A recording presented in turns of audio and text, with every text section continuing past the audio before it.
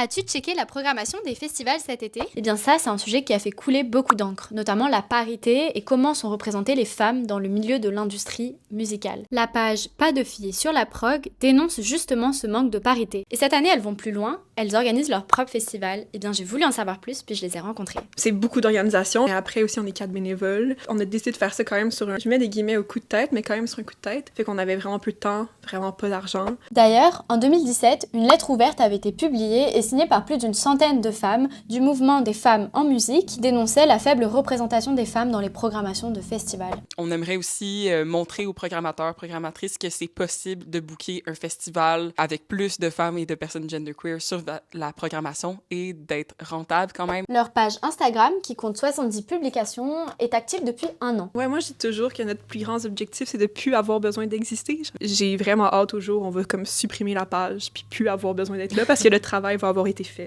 Je leur ai demandé d'analyser la programmation du Festival d'été de Québec. Cette année, il y avait 26% de femmes sur la programmation. Une des premières choses qu'on avait remarquées en créant la page, c'est que ça arrivait souvent que les headlines, donc les gros noms qui étaient mis de l'avant pour vendre des billets, c'était rarement des femmes. Je pense que ça vient de cette croyance-là un peu que les hommes vont faire plus vendre les billets que les femmes. Et toi, que penses-tu de la programmation de tes festivals?